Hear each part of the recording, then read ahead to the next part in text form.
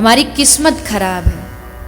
वास्तविकता में खराब किस्मत नहीं होती, वास्तविकता में खराब कर्म होते हैं। क्योंकि अगर कर्म अच्छे हो गए तो किस्मत तो अपने आप अच्छी हो जाएगी। इस दुनिया में भगवान, ये जो आजकल होते हैं ना, दुकान में हम जाते बड़े बड़े शोरूम में तो वहां लिखा होता है आप सीसीटीवी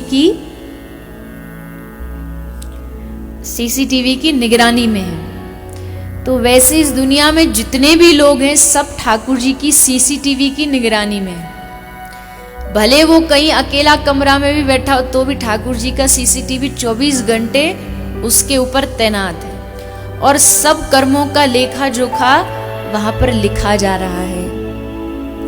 उस कर्मों के लेखे जोखे को अब ये देखना है कि अगर श्री ठाकुर जी हमें देख रहे हैं और उसको लिख रहे हैं और फिर भी हम वैसा कर्म कर रहे हैं ये जानते हुए कि श्री ठाकुर जी देख रहे हैं, तो सोचिए भगवान को कितना दुख होता होगा कि ये सब जानता है और जानने के बाद भी फिर भी देखो कैसे कार्य करता है। अजी लोगों के पास जा रहे हैं, महाराज जी भाग्य बदलने के लिए कुछ बता दो, रेखाएं बदलने के लिए कुछ बदल दो, कुछ बता दो। जानने की आवश्यकता ही क्या है? सबसे बड़ा जो आप कर सकते हो ये है कि आप कर्म अच्छा करो।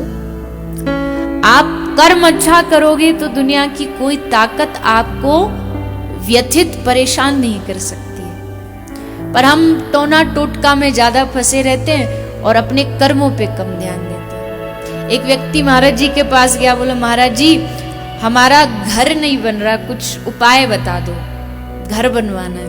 तो महाराज जी बोले काम कर, एक पेड़ पे जाके घड़े को थोड़ा टेढ़ा, मतलब ऐसे सीधा नहीं लटकाना, थोड़ा सा टेढ़ा मुंह उसका करके ऐसे लटका दे।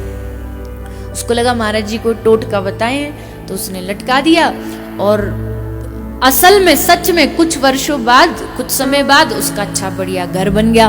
बड़ा खुश होता आया, महाराज जी आपने तो इतना बढ़िया हमको टोटका बताया कि हमारा घर बन गया।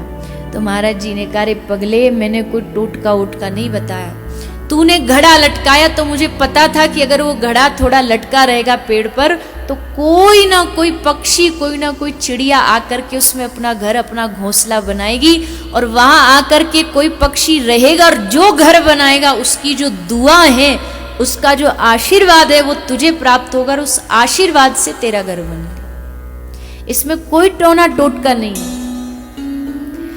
आजकल बुरा नहीं मानिएगा पर आजकल लोग इतने ज्यादा धर्म के नाम पर अंधविश्वास में पड़ते जा रहे हैं, जहां जो मिलता है वही दुकान चालू हो जाती है। माफ करना किसी को मेरी बात न रुचिकर लगे ना लगे तो आपकी अपनी मर्जी, अपने विचार, पर भैया हमारे शास्त्र तो कहते हैं कि बिना किसी भी डर के, बिना किसी भी सोच समझ के आप बस कर्म बढ़िया करते चलो और ठाकुर जी पे भरोसा रखो। ये दो काम संग होने चाहिए, फिर ना तो भविष्य देखने की आवश्यकता है।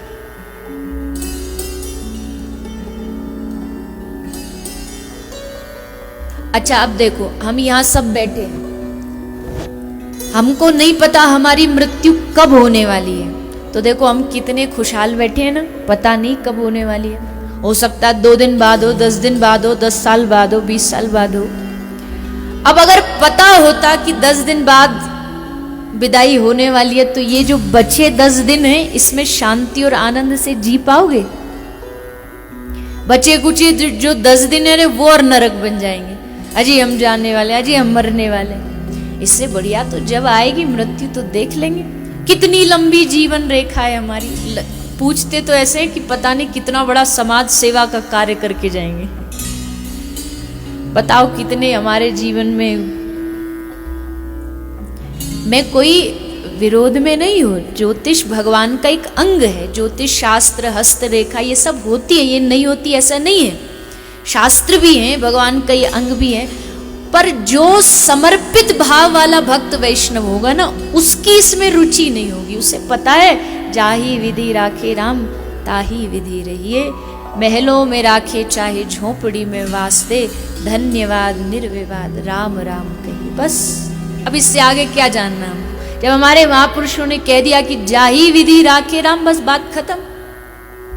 अब दुख दे सुख दे, दुख को सुख में बदल दो, कुछ कर दो, इस सब की फिर कोई आवश्यकता नहीं रहती। तो इसलिए कर्म बहुत आवश्यक है। अगर कर्मों पर विश्वास नहीं रखोगे तो डरते रहो। डर डर के मारे देखा नहीं लोगों के 10-10 हाथ में अलग अलग ग्रहों की अंगूठियां होती हैं, ये इस वाले की है, वो उस वाले की है। ग्रह कब आप पर असर करेंगे? ग्रह तब आप पर असर करेंगे जब आप भक्ति से दूर होंगे। लेकिन जब ग्रहों को भी पता होगा कि ये हमारे ठाकुर जी का भक्त है, तो बिगाड़ना तो छोड़ो, दूर दूर तक आपके सामने आने की हिम्मत नहीं करेंगे। बस उनको पता होना चाहिए कि हाँ ये हमारे ठाकुर जी का भक्त है, तो इससे तो भैया प्रणाम करो और आगे बढ़ो, इससे हमारा कोई झंझट नहीं। तो ये समझदारी कोई गुरु कृपा से ही मिलती है, अन्यथा तो लोग बस ऐसे ही अंधश्रद्धा में, अंधविश्वास में भटकते ही रहते। कर्मों पर विश्वास करिए। कर्म तो इतने प्रबल होते हैं कि इस जन्म में नहीं, कितने जन्मों तक हमारे संग चलेंगे ये हम कोई बता नहीं सकता। दादा भीष्म की कथा आती है कि दादा भीष्म कहते 50 साल तक तो हमने कुछ बुरा नहीं किया, तो प्रभु ये सैया पर क्यों पड़े हैं हम? भगवान ने कहा 50 तो देख लिए, पर 50 से अगला 51वां देखा आपने? बोले नहीं, वहां तक तो दृष्टि गई नहीं। बोले 51वें पिछले जन्म में आपने एक कीड़ी को लेकर के कांटे पर डाल दिया था, वही कर्म आज आपका सामने आया कि आपको इस बाणों की सैया पर। पितामह भीष्म जैसा महापुरुष अगर कर्मों के उस विधान से नहीं बच पाया, तो हम और आप तो कहां बचेंगे? ये तो वही वाली बात है। एक ऐसी विनोद में सुनाते कि एक बढ़िया सा, एक अच्छा सा रेस्टोरेंट था, उस पर बाहर एक बोर्ड लगा था और बोर्ड पर लिखा था कि भैया यहाँ पर जिसको भी आके भोजन करना है भोजन करके जाओ, कितना भी खाओ, पर बिल आपको नहीं देना पड़ेगा, बिल आपके पोते चुकाएंगे। आपकी आने वाली जो पीढ़ी होगी, पोते, वो आपका बिल चुकाएंगे, तो जिसको भी खाना फ्री। अब एक कोई पहुंच गया समझदार आदमी, उसने सोचा आज ही लूट ले, जितना जगह है ना भर ले स्टोरेज 2-4 दिन के लिए। तो गया बढ़िया, उसने पहले चाइनीज़ ऑर्डर किया, फिर वो पेट भर गया, फिर इटालियन ऑर्डर किया, फिर छोले भटूरे ऑर्डर किए, और फिर जो भी किया। ज़्यादा बताऊंगी तो फिर वही दिमाग में चलने लगेगा। फिर मीठा ऑर्डर किया, ये भी खा लो। खूब बढ़िया चकाचक उसने माल खाया और खा करके जाने को तैयार ही था कि वेटर बिल लेकर के आ गया। तो उसने कहा कि ये क्या कर रहे हो तुम लोग, झूठे हो, मैं तुम पर केस कर दूंगा कि तुम लोग झूठ बोलते हो। बाहर तुमने बोर्ड पर लिख रखा है कि तुम्हारा बिल तुम्हारे पोते चुकाएंगे, क्यों लिखा तुमने? तो उसने वेटर ने हाथ जोड़ के कहा कि भाई साहब ये बिल आपका नहीं है, ये बिल आपके दादाजी का है, चुकाओ। कितना भी बचने की कोशिश करो, जो खाओगे बिल तो तुमको ही चुकाना पड़ेगा, बिल कोई और नहीं चुकाता।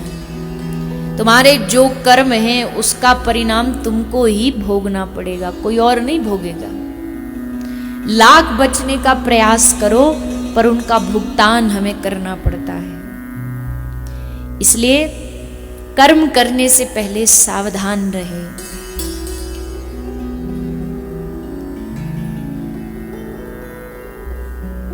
ये कर्मों की जो रीत है, ये भगवान ने खूब अनेकों बार श्रीमद् भागवत जी में ब्रजवासियों को समझाई। जब ब्रजवासी कहते कि इंद्र हमारा अन्नदाता है, इंद्र ने हमको जीवन दिया है, भगवान ने कहा कर्म ना जायते जंतु कर्म नैव विलीयते, सुखम दुखम भयम क्षेमम कर्म नैवाभिपद्यते। हे पिताजी, बाबा, ये क्या बोल रहे हो? इंद्र तुम्हारा अन्नदाता है, इंद्र तुम्हारा जीवन दाता? नहीं नहीं नहीं, इस दुनिया में कोई किसी का अन्नदाता और जीवन दाता नहीं। सुखम दुखम भयम क्षेमम जन्म मृत्यु, सब कुछ जो करने वाले वो आपके स्वयं अपने कर्म। कहीं कोई अभिमान में फूला फिरता हो कि हम उसका घर चला रहे हैं, हम उसका जीवन चला रहे हैं, नहीं नहीं नहीं। सुखम दुख, यहाँ सुख दुख का भी जो भी भुगतान है वो हमारा अपना ही किया गया है। इसलिए जब भी हमारे ऊपर कोई कष्ट आता ना तो हम भगवान से कहते, अरे ऊपर वाले तूने ऐसा क्यों किया। पर गलती ऊपर वाले की क्या है?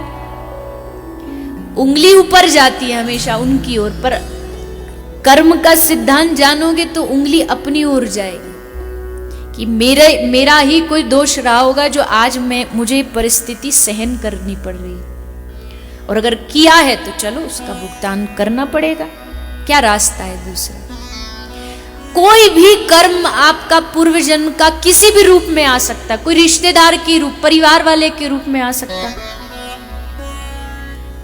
कई लोग होते हैं बोले हमारे परिवार का ये संबंध दिन रात हमें परेशान करता है। क्यों करता है? क्योंकि पिछले जन्म का कोई उससे हिसाब अभी चुकता बाकी है, इस जन्म में वो चुकाना पड़ेगा।